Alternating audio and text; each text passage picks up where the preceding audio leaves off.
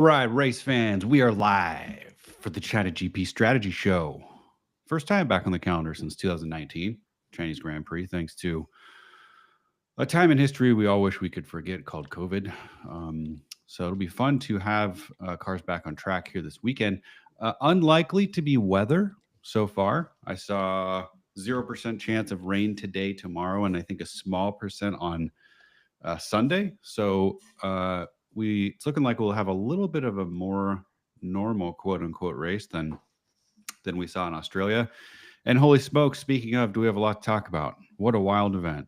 Before we get going, some quick introductions. My name is Ross. I'm the founder and CEO of GridRival. With me today, I have Michael Ursinoli, our CTO, Ryan Booth, Director of Business Operations, and William Laddie, Principal Software Engineer. We're here to help you with your lineups today.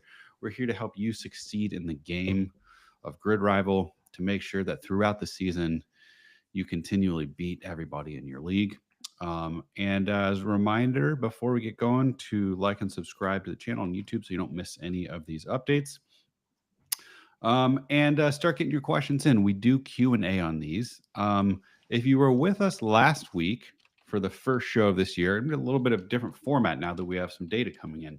We're going to move to kind of the more standardized format that we go through, where we talk about winners and losers of the previous week, primarily in terms of salary fluctuation on GridRival, because that's one of the most strategic components of the game that we looked about, but that we look into. But there's a lot to talk about this week. As I was preparing for the show, I was like, I think I need more time because the opening race in Australia, I think we were all used to a sunny Albert Park, and not only was it rainy, it was chaos in a really good way. I think most of us anyways, that I know of, like a little bit of unpredictability. And Australia gave us a little bit of everything. So excited to get into the numbers. But start getting your questions in now. If you have them, we typically answer them in the order that they come in. So the sooner you get them in, the better. Let's go over some winners. And guys on the call, let's just like, my list may not be complete here because I was just struggling to get through everything due to all of the nuance of last race. So I put up at the top of my list, guess who? It better be Lance Stroll. Yeah, I think that Lance Stroll was the biggest winner on GridRival last week, and he's first in fantasy points, up $2 million in value. He got 30 personal improvement points. He got 28 overtake points, 8 points for beating his teammate. If you had him as a talent driver pick, you got racked up 362 points. Holy smokes! I mean, that's up there. No, is that through 180? What do you get? 182? No, I'm wrong. 364 would that be? Anyways, Yeah. There was a lot of talk on the last call about the stroller coaster, and we told everybody, when if you're going to get on the stroller coaster, you got to get on when he's at the bottom, and he was ranked 18th coming into this. I don't know. I think it's still TBD. We need a couple more races to see if our 18th place ranking was correct. You definitely can't take one of his races and look at it in a vacuum. Could have been a fluke. Anytime there's rain like we saw last weekend, definitely things can be a little bit unpredictable. But nonetheless, was for sure a winner of the week. Albon and Hulkenberg up $2 million. Antonelli up $1 million. I think one of the more successful rookies of the weekend. We went in this weekend, I think, betting on some rookies that didn't quite do as well as we hope. And then I think another probably one of the most bizarre winners in terms of salary from the weekend was Bortoletto, who DNF'd and increased in value. Because remember, again, if it's your first time playing, you get value, you get points for more than just finish position. So he still got qualifying points, right? He got a number of other points, but there were so many DNFs that his actual rank on GridRival at the end of the race was high enough, and he had started low enough that he was able to go up in value. So that was my short list of winners. I'm certainly forgetting somebody. Who do you guys think needs to be added to this list from the weekend? Albon was right there with Stroll in terms of fantasy points. Like, you couldn't go wrong with either of those guys. Yeah. But before we start adding more winners to the list, we do need to talk a little bit more about Lance Stroll. I think when I started the Logan Sargent fan club, it was a really rough start. and now the Lance Stroll fan club is off to a scorching hot start. I said, everyone put him on your lineups. Look what he did. And this is still the bottom of the stroller coaster. He's going all the way up. He's going to be up at 20, 25 million here about halfway through the season. So keep buying low. Keep buying low. Yeah. Sauber and Hulkenberg were also really big winners. Yeah, for sure. Sauber as a team, impressive. Hulkenberg third in fantasy points in a kick. So lots of interesting results. Anyone else you guys want to add? Well, I want to shout out some players, if that's okay. So do it. I don't know if anyone's looked at the global leaderboard after the first event, but the lineups that made the points were wild. Like, I bet. Real wild. So the 1,209 points was the most points earned during the event, with I think $7 or $8 million of value increase in one race. Russell, Antonelli, Hulkenberg, Albon, Stroll. That was the lineup that got 1,209 points. That's a wild lineup for a wild result. So just shout out to all the 1,209 point earners. There's a number of them out there. Y'all crushed it. Great work. And they were lucky they didn't show up to our show last week, because if they did, they wouldn't have had those lineups. No, they would have had Hulkenberg, Albon, Stroll. We gave all of them props. We did not speak well of Antonelli and Russell in this. Yeah. Well, Russell was flat. But Antonelli did perform pretty well. I think that's a sort of a fake result for Mercedes, honestly. I think if Ferrari didn't Ferrari up the strategy, like as the second batch of rain was coming in, I think Ferrari finishes ahead of them on pace. Yeah. So I don't know that we're going to see this every week. Yeah, I'm sure we'll get to it when we start really previewing China, but I don't think you can take a ton out of Australia just because of all the conditions there, all the DNFs. Just it was kind of a wonky race. So I don't know how much of that is smoke and mirrors and how much is actually real, but I'm tending to try to not overreact to what we saw in Australia. Yeah, for sure. It was certainly not a race that I think you can draw a ton of conclusions from. Anyways, losers going to the weekend. Lots of heartbreak over the weekend. Six DNFs or 5 DNFs, and it did not start. It started with Isaac Hadjar spinning out on the formation lap. Obviously was very emotional about it. I think that we all can remember that from the weekend. Starting off losing $2 million in value. Leclerc, Hamilton, Lawson, Sainz, Alonso, and of course Hadjar all down the maximum amount. I think Leclerc was just 1.9, but close enough. Verstappen and Piastri dropped a small amount. And if you can remember, we talked about that last show, right? You can finish in first place, second place in this race, and sometimes still drop in value if you are already ranked first, because somebody can beat you in fantasy points at the end of this game, or at the end of the day. This game is about points, not finish position. And finish position is it's the highest percentage that we allocate fantasy points for, with a lot of other things to consider. So speaking of, Lando Norris won the race, went down in value, tiny amount, 100K, again, because you had Stroll, Albon, Hulkenberg, who all beat him in fantasy points. So just something to think of really early on. Typically in the season is only, you typically see this most in the beginning of the season. But just something to consider if you're going to sign drivers that are ranked, first, second place, and they're up close to that $30 million threshold, or even slightly above it sometimes. The likelihood that they're going to continue to go up, even if they win, is really, really low. So those are my losers, purely based off of salary. I don't know if you guys have any other anecdotal adds to that list from the weekend. I think Verstappen, he lost some value. He finished second, lost some value. Yeah. We talked about how his average finish was going to be first, which that's one part of why that happens.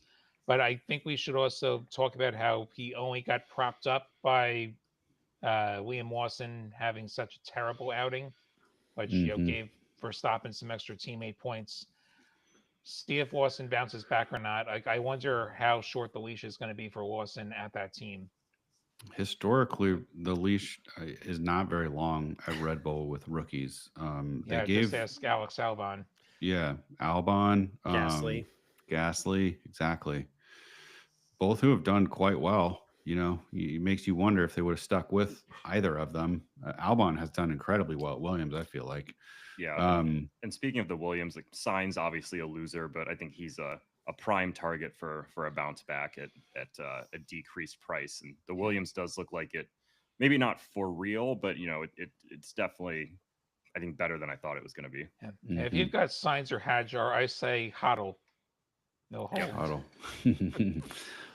This week, just looking at the numbers, very, very interesting. Again, there's a lot more losers than winners. Typically, if you were to combine the averages of every race in the app over the course of the season, it's pretty even. Like you usually have 8 or 9 drivers go up some amount in salary every weekend, 8 or 9 drivers go down, a couple stay. We only had 6, really 5 drivers go up. Ollie Behrman went up at only 100K. So you had 5 drivers move up in any significant amount. And then you had 8 drivers move down. And then, if we're not counting the 100Ks, you basically had 6 drivers that stayed pretty flat. So really interesting opening. On the team side, Kick Sauber crushed up 2.1. And as a reminder, teams can go up and down a maximum of 3 million at an event. So if you had Kick on your team, did really well. Mercedes up 1.4, Williams up 1.4, Alpine up 1.4, McLaren flat. The losers are the big guys: Ferrari, Red Bull, both down 700K. Aston Martin down 700K. Racing Bulls 1.4. Haas, holy smokes, down 2.1. Did a rough go. Haas looks bad. Like do. whether it was dry or wet, Haas looks bad. Yep. I wonder if they've punted on 2025. Honestly, I mean, Maybe the yes, best they looked, the best they looked was when Behrman couldn't get out of the garage because you couldn't see how bad they were on track. Yeah. it needs a little more turning radius. Yeah. So, any ones that we need to add to the list here? I think Undervalued. Just because I think this is the only time this has ever been true, and probably won't be true for much longer, just based on how successful he's been at the game. We should take a second to say that Mike was the biggest loser on the show. He is currently in last place. And I think that's the first time we can ever say that. So we should probably. I acknowledge can't. I couldn't have been much ahead of him. I mean, I had a rough. You were like weekend. 5 points ahead of me. So Yeah. I've resumed my rightful place at the top of the company league. So this is my 4th season at GridRival now. The first 2 years I won the league. Last year, my drivers kept crashing and I didn't win the league. Maybe we're up to a good start again.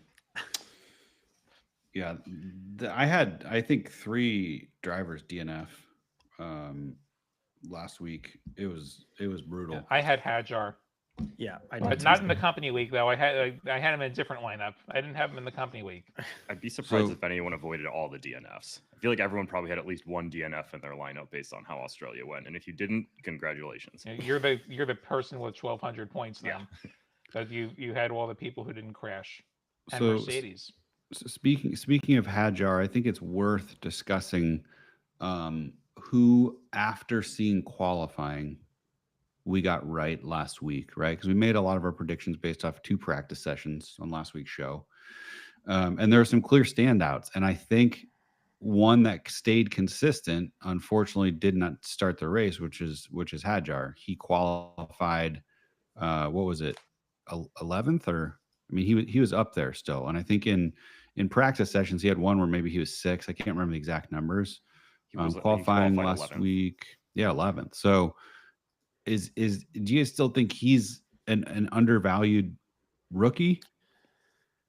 Assuming he can race. I mean, that's the TBD, right? We didn't get to see him. We didn't get to see any race action from him last week, unfortunately. I'm say taking him. Okay, yeah. If you didn't have him, I had lineups where I ran him and lineups where I purposely did not run him because of the rookie on the rain course problem. I think he is a strong pickup now to consider, but here's the hedge. If the China's a sprint race, all the events are back to back to back. If he finds himself in the wall at the worst time, he's going to miss quali or he's going to miss the sprint. Like, there's no time to fix these cars between these sessions. So you might actually see him be a little bit more reserved and maybe quality a little bit further back, and then really try and break out for the race, because the drivers have no tolerance for a crash before the race. The events are too close to each other. Mm-hmm. I mean, qualifying's still Saturday and the race Sunday, so that's unlikely to keep him out of the race. But yeah, like, so the way it works for those unfamiliar, tonight or Friday morning if you're in China, we've got practice and we have sprint qualifying. This is when the game locks. The game's locking tonight, everyone. Keep that in mind. And we have those two sessions. Then tomorrow we have the sprint and then Grand Prix qualifying, and then we race on Sunday like normal. Mm-hmm. So yeah, if you crash out of the sprint, you might miss qualifying. Also on the did we get it right or not list, Yuki. We talked about Yuki being a good call last week. Qualified 5th. I mean, is that his best qualifying result ever? I want to say so. Yeah. It's got to Probably. be up there. Yeah. Didn't quite hold on to it throughout the race, but if we're just looking at outright potential pace, I feel like he's somebody. If I had him on my team, I'd definitely be keeping him. Do we think he's undervalued though? Is he still a good pick at 10th and 17.4? Still talent driver eligible, right under the drop point. He's not my favorite, but also if I had him on my roster, I wouldn't be dropping him. I don't think he's worth a drop fee at this point. I think he can put together a solid race and be fine this weekend. But I'm not rushing to go pick him up and get him on the roster and move things around. Yeah. We already talked about Albon, qualified 6th, finished 5th. Incredible. I mean, he's ranked 12th right now. He's a buy for sure. He's a buy and a talent driver star. He's all the things, but also he did just get a huge boost. Now he has to keep it. Yeah. Right. So we really have to see what the true pace of the Williams is across a non-rain race. Yeah. Right there. He definitely was also boosted by Sainz. Sainz DNF'd pretty early, so he got all the beating teammate points from Sainz. Mm-hmm. They got to Q3. Like I'm encouraged by the pace, and qualifying was dry. Yeah. We're gonna transition into potentially overvalued or drop considerations, and then I think before going into any Q&A, we should address just the nuance of the sprint weekend and just how to think a little bit strategically, knowing it's a sprint weekend. Overvalued, I feel like the two that kind of were stood out to me of people I'd be dropping. I don't have either of them on any of my teams, but Lawson, I mean, not a strong performance, and which was really surprising because I just, when I found out he got the spot, I was really remembering all those times he stood in for Ricardo and just, I mean, he did excellent. To the point where, like, I think everybody's questioning why he didn't get a spot pretty quickly after that. But maybe it's a first race fluke. I don't know.Maybe he's learning the car. The car's obviously great. Max did fine with it. I have heard comments about that Red Bull being a little bit sharp, tight, difficult to drive. So we had this discussion last year, like in the context of Checo and his decline, like from like late 23 onward. The question is, like, is the Red Bull that good, or is Max that good? Right. And if Max is that good, then maybe it wasn't Checo's fault. Yeah. Yeah. If Max is that good, and the car is as standard as Checo drove it and as Lawson's driving it, then Max is absolutely mind-blowing. I mean, and he is a generational talent. Yeah, he is.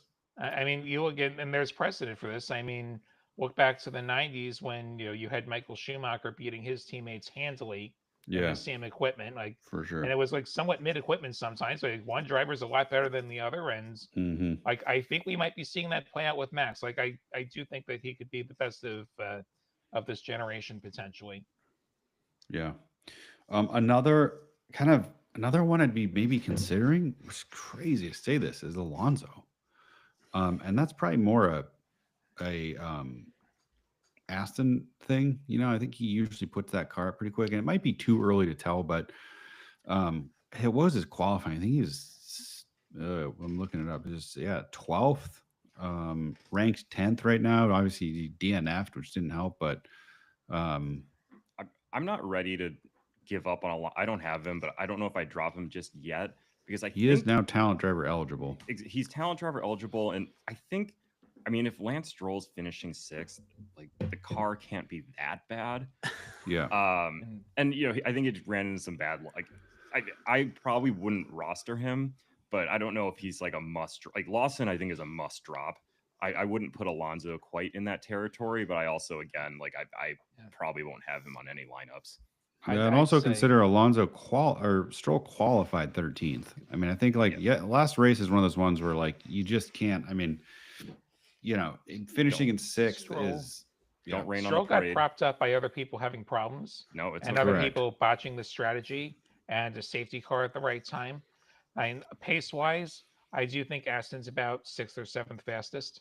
I would agree that Alonso's a don't buy, like hold him, but don't buy him. I would also say that the 2 Haas drivers and Haas themselves are probably drops, especially if they just don't show up in practice tonight. They were clearly the slowest team last weekend, and like there's pretty far to drop. Like on the Alonso side, like, there's better choices. If you're looking for a talent driver, there's better choices than Alonso. If you had Haas, if you had Haas, you got extremely lucky that you didn't just get like pulverized by drops in value, because you got bailed out by everyone crashing. Exactly. So that if you have Haas, drop them, no question. I mean, unless they come out in FP1 and changed everything, which is not going to happen. Drop Haas. Yeah. Who else is a for certain drop? Because part of me is like I have some maybes, and you know I think Alonso's great. If he was on my team, I don't know for sure if I would be dropping him. I'd like to see a practice. I mean, this weekend is just, you're not going to get much opportunity to make a call, because again, as a reminder, the game locks at the start of sprint qualifying on a sprint weekend, if everybody didn't pick up on that. But part of me is like, this early on, I don't know. I mean, I have some, like, I have signs on my team, you know, and last week I was like really optimistic, and now I'm kind of like, but I'm not. It's too early to tell, I feel like, if I should pay the drop fee. I don't know They if you had guys... pace. He just crashed. Like, yeah, it may have been a torque issue. It may not have even been a signs issue. Like, the car has plenty of pace. Like, I'm not at all concerned about signs personally. Yeah. What do others think? I think the only 3 must drops, it's Lawson and the 2 Haas's, and then if you want kind of like the hot take that you can clip and make me look like an idiot, maybe Max. I don't know if I really want Max on my team at what he costs right now. I know it's a hefty drop fee, so that's probably the one thing stopping people from doing it. But yeah, he's kind of like the last guy on the blue chip driver I want. I'd rather have both McLarens at price. Yeah, makes sense.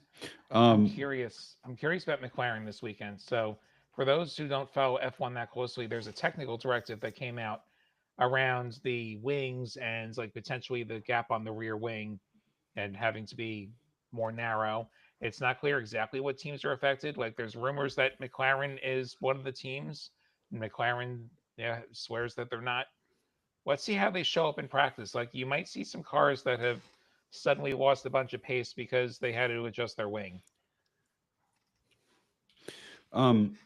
Let's segue into the last topic and then get into some Q&A. Not a ton of Q&A I'm seeing, so if y'all are on this call and you have questions, start getting them in, because we're starting answering them. But we are going into a sprint weekend. Strategically, the one thing you need to keep in mind as a player on GridRival in a league on an F1 sprint weekend is that drivers do earn sprint points.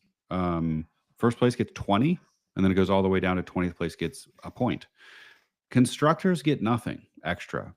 And so what you'll need to be considering if you have those spots open, and if you're considering making a change, a lot of people, I think, probably considered this last race and maybe made some strategic decisions around who they want to have on their lineup. But just consider, if you're comparing a driver and a constructor that have or at least that you think will have very similar results and are similarly priced, this is the weekend where you're going to want to lean towards putting that driver, filling that spot with a driver, instead of using the money for that constructor and maybe getting a cheaper constructor because there's additional points on the line for that sprint event.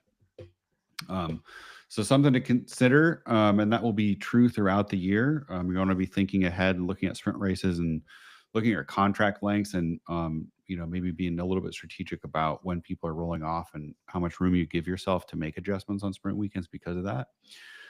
So let's get into Q&A. Henrik Soberg, lots of comments. And then the first question. First in my league after the first race. Congrats. I'm hoping it's because you came to our show last week and we were so helpful. I'm focusing on value. I got Piastri, Albon, Sainz, RB, and Stroll for one more race. What to do about Stroll? Hope for another good one or cut and go for another upside? That is a good question. Stroll qualified 13. I mean, yeah, I think Stroll is still undervalued. Yeah, let's put him in context like with the other drivers. So we just went on about how garbage Haas is. And Stroll is still behind both of the Haas drivers. So he'll very likely pass the two of them. Yeah. If we look who's behind him, he might pass him. Hadjar, yeah, maybe Hadjar could pass him. Bortoletto, probably not. Dewin, probably not. If we keep looking ahead of Stroll. Hulkenberg, well, Aston might be faster than Sauber. Like, he could potentially pass Hulkenberg or be even with him. I don't know that he catches the Williams drivers. So, yeah, I think Stroll still has some room to climb.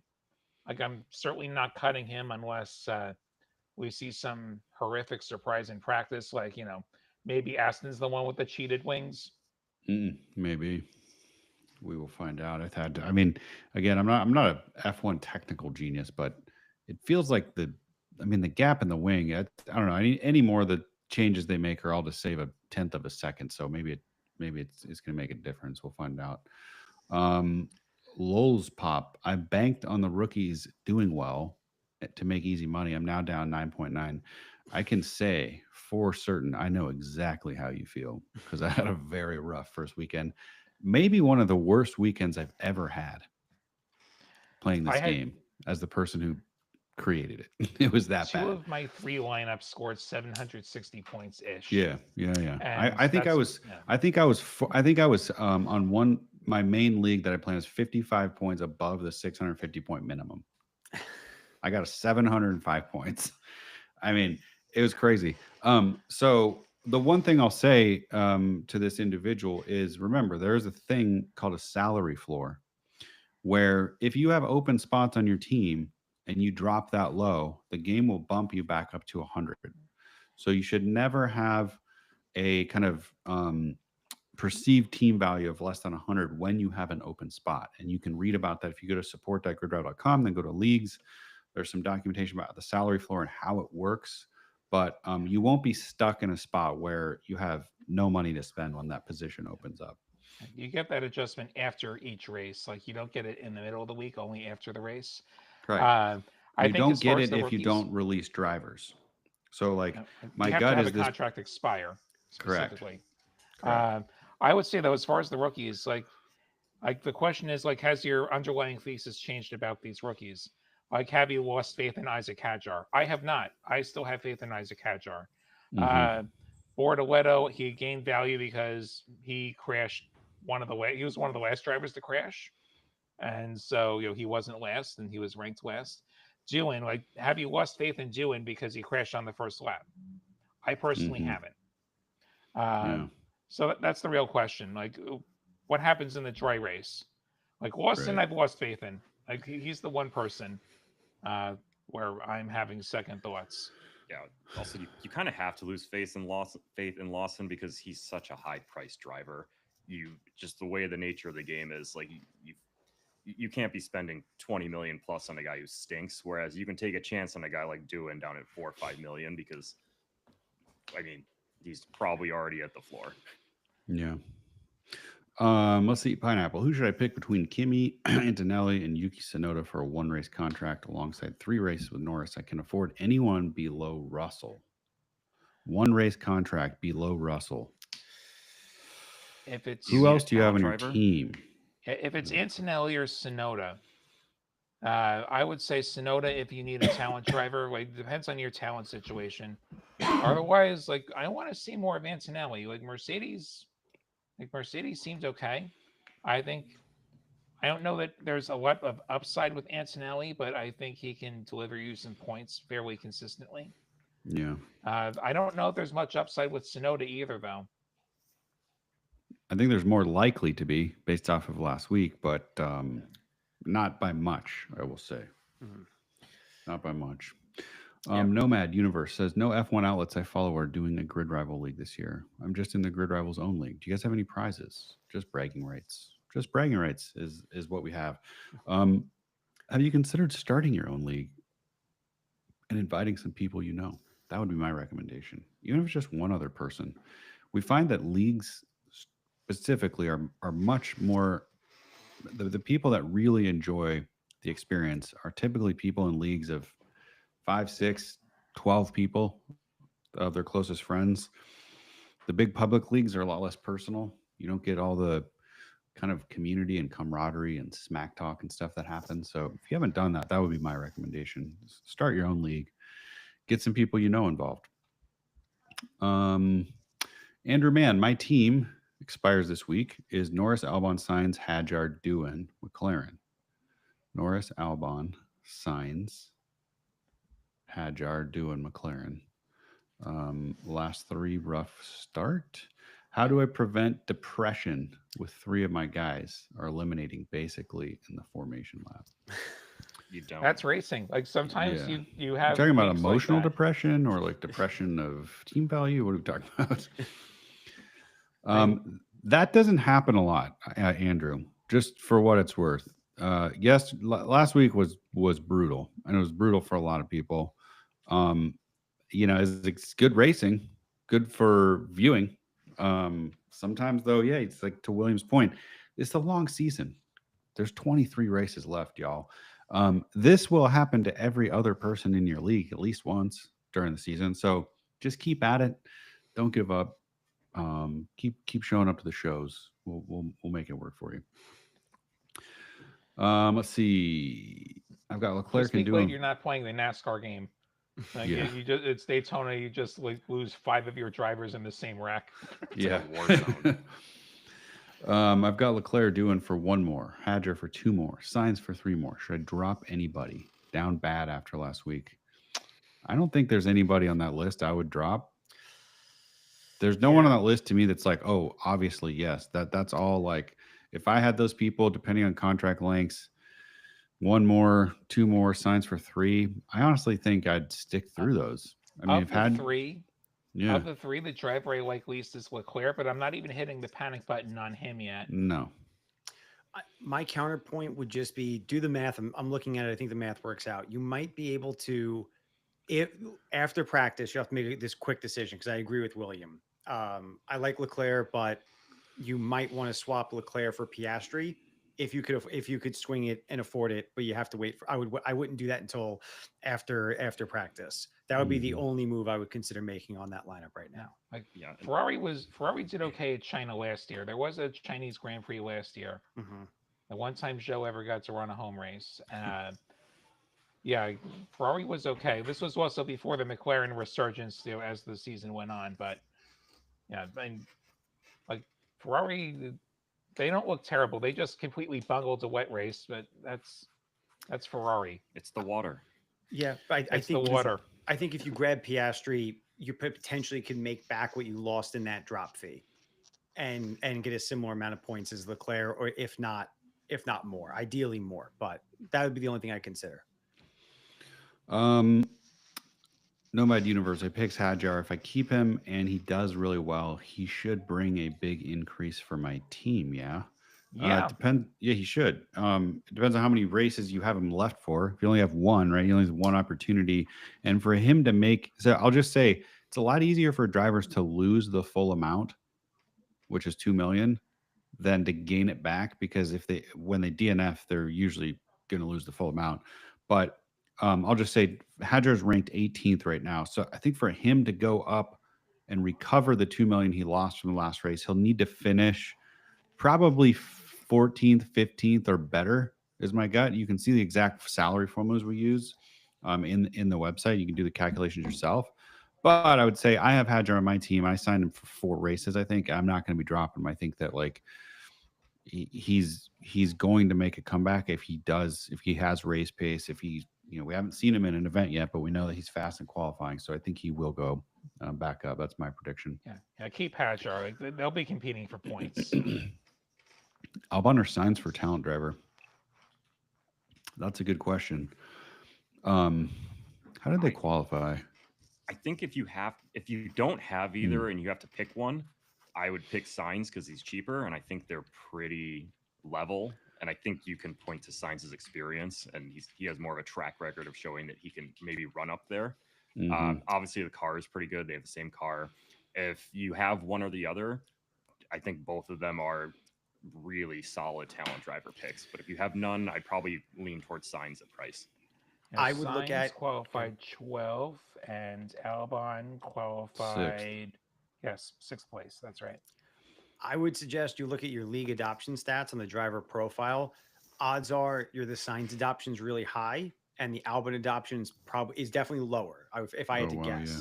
So Sainz 81% in one of my leagues. Yeah. So Sainz is probably the top talent driver selection if your league adoption is high on Sainz. So by you taking Albon, you're taking a little bit of a gamble that Albon outperforming Sainz or even coming close to Sainz, but you're getting points that no one else is getting in your league because they're most likely running Sainz as a talent driver. So it's kind of one of those, if you're down bad, would it really hurt to run Albon as your talent driver? If you think everyone else is going to be running Sainz as your talent driver, that's types of moves I like to play. Yeah. Henrik Soberg got Piastri 3 races, Albon 1 race, Sainz 3 races, Stroll 1, RB 1, 32 in the bank. Who to pick? Who to drop? Jeez. Albon, Sainz, So you've got the Williams drivers already. Yeah, you need one more podium guy. Lando. Hold on. 32.8. Why not? Lando and Dewin would fit. That would be 32.7. Like, you could take Norris and Dewin. And I think Dewin actually has some value upside. I don't think Dewin's actually going to be last. He only needs one driver, right? 1, 2, 3, 4, and then RB. That's 4 drivers. That's right. So Yes. Norris. It's definitely just Norris. If you want to have both McLarens. Like, if you want to have some team diversity, then I would look, depending on practice, at Max or Leclerc or Hamilton, like whoever is looking like the best non-McLaren. If you don't want both McLarens, because you could swing any of them. I don't see anybody on that list that you need to drop. Like, I actually really like all of those drivers. And RB, like, if RB means Racing Bulls, then I think they'll recover some of that value this week. If RB means Red Bull, like, I don't like Red Bull so much as a constructor, since they once again seem to be a one-car team. Yeah. It's got to be Racing Bulls based on the prices of the drivers he listed, because I have the same exact lineup. At Piastri, Albon, Sainz, Stroll, and Lando, and then I have Williams. So it's got to be Racing Bulls. Why did they have to make those names so similar?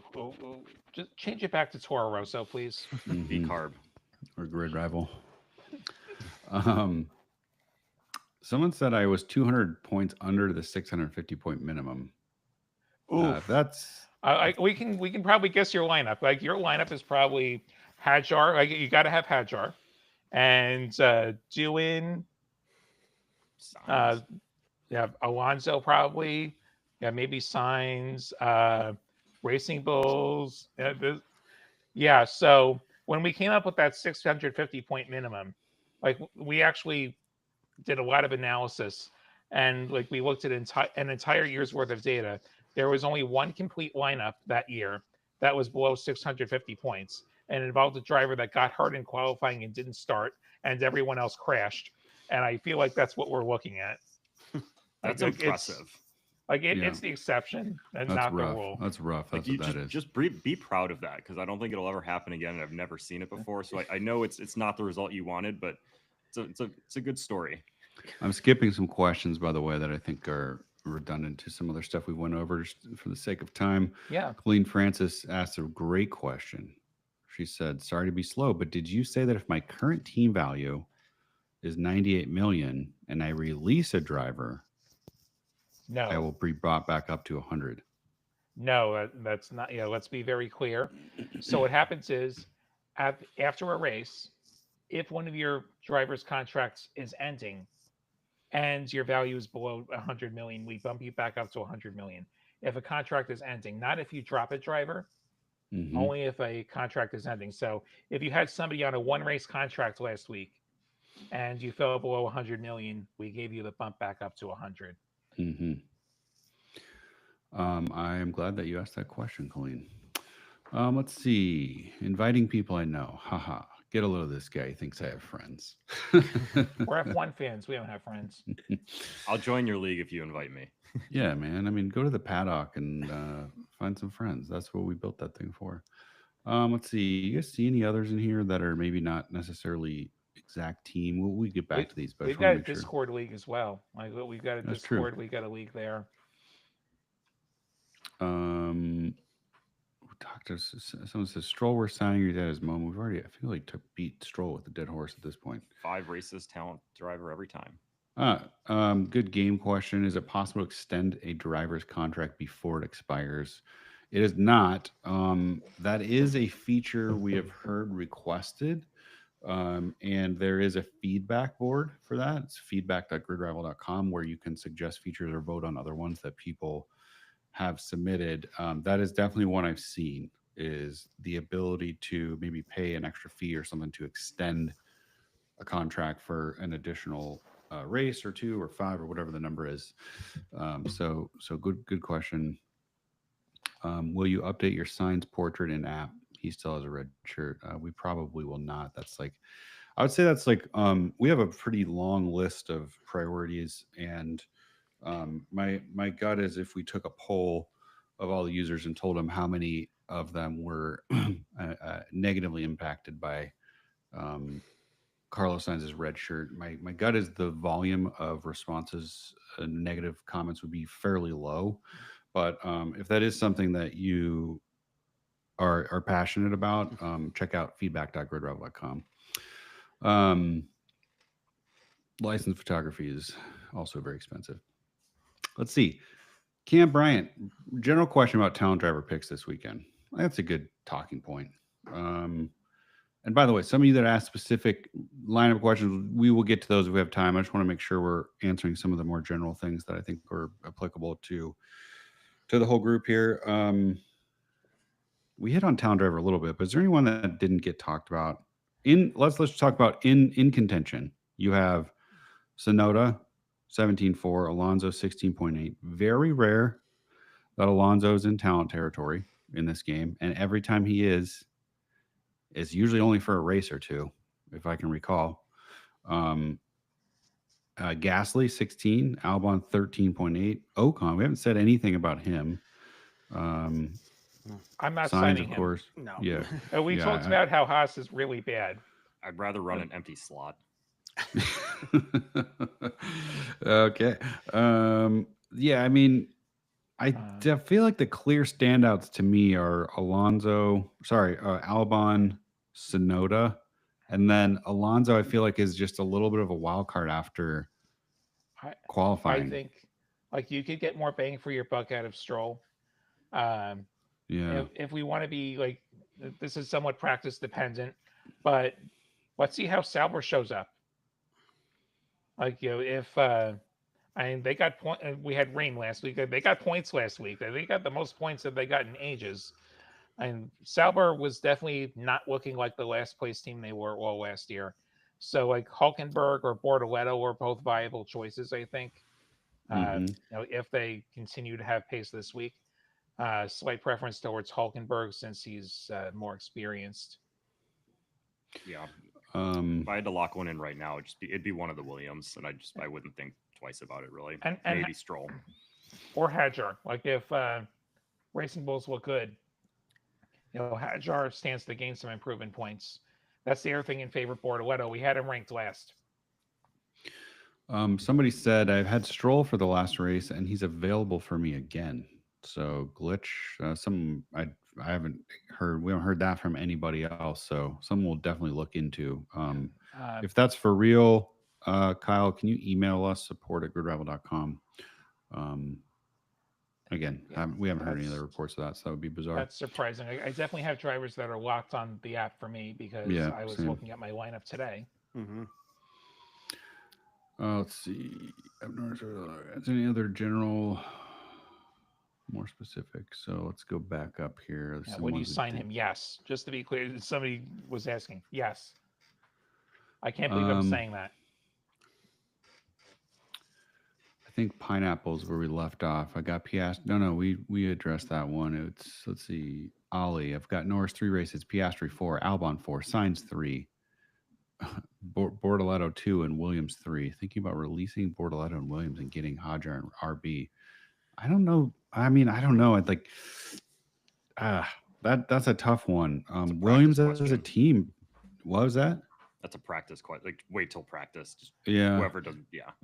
Yeah. I mean, if they look terrible, sure. But if they don't look terrible, Williams seems fine. Yeah. And it's like, honestly, Bortoletto seems okay as well. Yeah, I mean, that's a good team. Piastri, Albon good, Sainz good, Bortoletto is, I mean, I think the thing with Bortoletto is like, he's at 4.4 million. He just has to finish like 18th. He has to finish. Yeah, I mean, he just has to finish, and like you have 1 or 2 DNFs, and he's going to go up in value. Williams is probably underpriced still. And they're not an expensive constructor in a sprint weekend where constructors don't score extra points. Like I still wouldn't consider them an expensive constructor. So I wouldn't really think about dropping them either. So yeah, I think you're in a pretty good spot. Like, right. Yeah. I mean, yeah, I don't know the exact math, but like if you were going to do like a smaller version of that swap, like if you told me you wanted Racing Bulls and Hadjar, I don't know if that fits or not. It's not insane, but your lineup seems fine.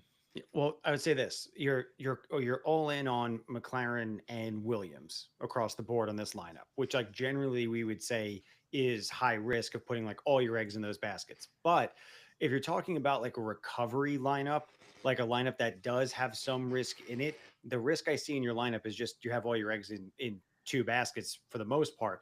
But I think that's an acceptable amount of risk for the opportunity of recovery that lineup gets you in terms of China. So I wouldn't make any changes right now. Let's see, 138. I've got Sainz, Leclerc, Stroller Coaster, Hadjar, and Team RB. By the way, if you have Team RB, can you start telling us, is it Red Bull or Racing Bulls? I need a top talent. And I can buy anyone. My goal is to increase value. I'm between Antonelli and Hamilton. Hamilton might be underpriced, but if you can buy anyone, I am not looking at either of those two. Yeah, actually, never mind. Hamilton's in 4th. No, I retract that statement. Yeah, I don't think either of those are great. I mean, to me, Antonelli's the discount of the two, but if your top goal is to increase team value of Sainz, Leclerc, Stroller Coaster, Hadjar, I'm thinking like Albon. I would say Piastri. Yeah. Yeah, Piastri. Piastri is kind of like the slam dunk answer to this one, in my mind, at least. Yeah. Mm-hmm. That car has podium pace, unless there's some horrific surprise tonight. Like they've got podium pace. They were going to 1-2 if they hadn't hit the wet patch the way they did. Let's see. Who would be a good pickup for this week, or is it still too early to tell? I think that's too. We've been answering that the whole call. Yeah. Hi guys, love the app and the podcast. Looking for some help. I have Leclerc, Piastri, Sainz, Hadjar, Doohan, and Williams. 9 million left. Well, you didn't ask us a question, but we'll assume that you want some lineup feedback. Like maybe that 9 million's burning a hole in his pocket. Maybe he's looking to see if he can do better. I like this lineup. I feel like if you want to swap Leclerc for Norris, or like if you think Max is fastest somehow, you could do that. Like you'd be eating a drop fee, like if you're dropping Leclerc. But I mean, otherwise, like this seems sane. Like I think Doohan can make a recovery. Like if Alpine's slowest in practice tonight, then swap him for like really anyone in the talents here, since you've got an extra 9 million, like you can afford Bortoletto or Hajar, or no, you have Hajar or Stroll or somebody like that. Yeah. Alex P had a great question. If I think if I understand it correctly, it said, could drop Doohan for free? Could I drop Doohan for free because I just signed him? I feel like there's a value play there. If you didn't run him at Australia, yeah, that's free. Like the contract Correct. doesn't lock until after that first event, where after you signed him. So on your My Team screen next to the blue dots that tell you how many races they've completed of the ones in their contract, there will be a white unlock icon or a blue lock icon. So white unlock icon means you can change that spot around as much as you want until the next lockdown of the race. Those drivers on your spots don't actually lock until the game goes into lockdown. So you have as much freedom and flexibility with open positions between events as you want. Yeah, Doohan's a value play. So is like Bortoletto. So is Stroll, I'd say. Like for easy value, I think. Like unless they look terribly slow tonight. 9 minutes left. Really rough start here. Cam Bryden. I have Leclerc 2 races, Piastri 3, Sainz 1, Stroll 4, Hajar 3. Yep, I know how that feels. V-carb. 8 million in the bank. Bottom of a 4-person league. It's a long season. That's my first feedback. Yeah. I wouldn't get too crazy here. Do I drop anyone for some upside or thug it out? You don't have anyone on your lineup that screams must drop. No, I think you have a lot of people who had bad luck last week. Yeah, but I will say with 8.2 in the bank, and it sounds like you're going to try and want to make up a few points if you're the bottom of the league. Like, again, it would be dropping for upgrades. Like, if with 8.2, drop Leclerc for Norris, drop, I don't know, Hajar for someone else a little higher if you want to. But I think overall this lineup looks good, and I wouldn't be dropping anyone just to drop them. I think it's if you see someone who's better in practice, go for it. I think the only other choice, like at that price point, would probably be Williams. Yeah, that's what I'm thinking. But I don't know that that's that big of an upgrade, though. Yeah. Like I don't think you can justify that. Like, I think you're getting more bang for your buck with Racing Bulls, actually. And then we could reassess for Japan. I think Japan's the next race. Yeah. Yeah, and also with the salary changes that happened after the race, like 2 things are true here.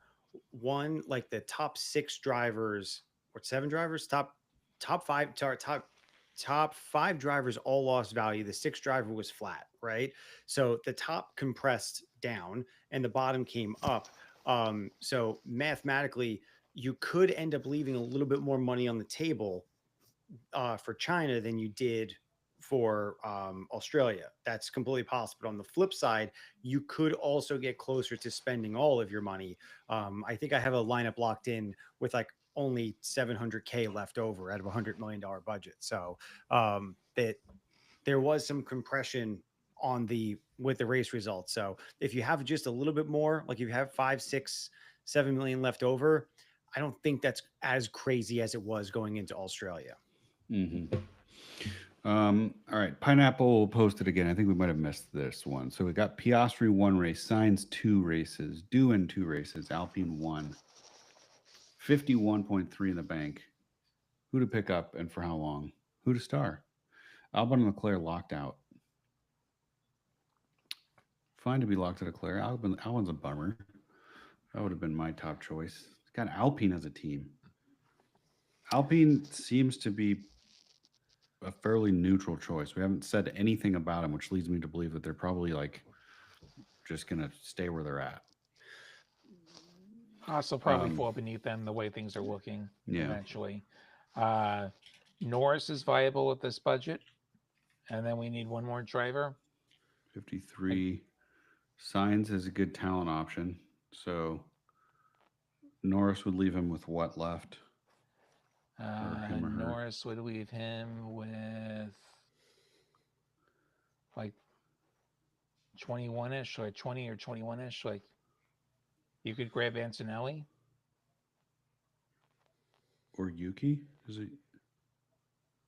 Yeah, so there's some choices. Like you could take Norris and like another one of the non-talent drivers, or you could sit on the funds, like go somebody in the talent tier. Like if you think Sonoda is a viable talent driver, you can go that route.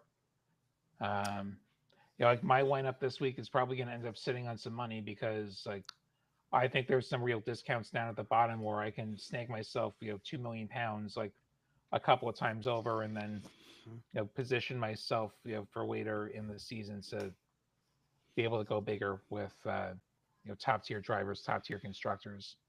Well, here's the take for why you would take Alpine.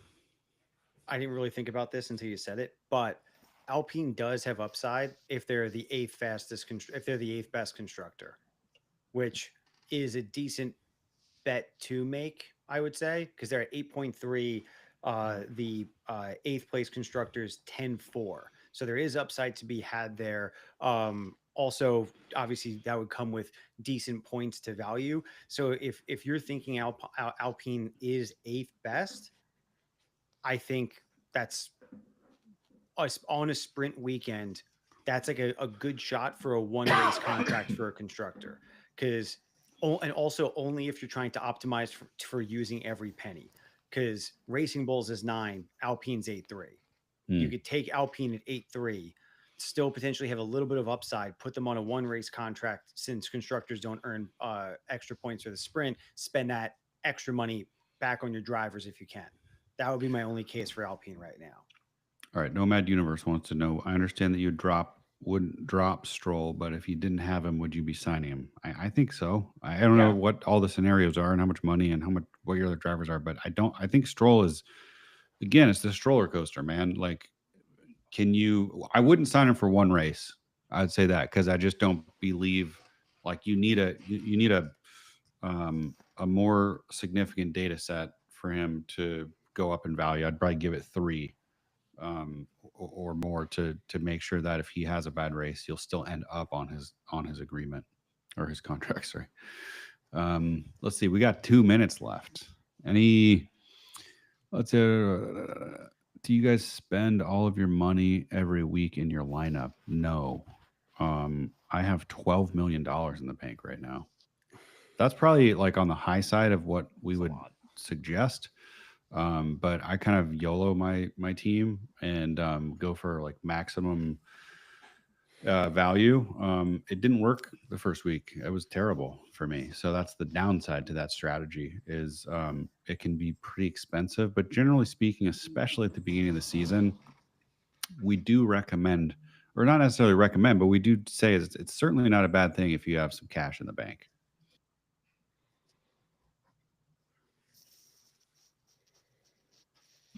I think with that, we're gonna wrap. It was a great show. We are hoping for another exciting race this weekend. Remember to like and subscribe to the channel. If you're not in our Discord, find us on Discord.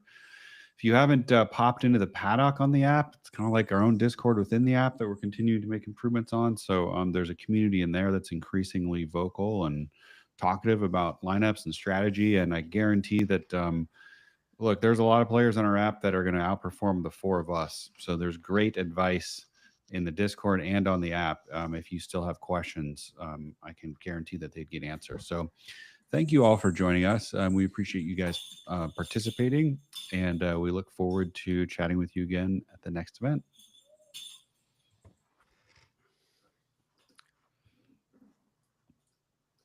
All right. One second. Let me stop it here.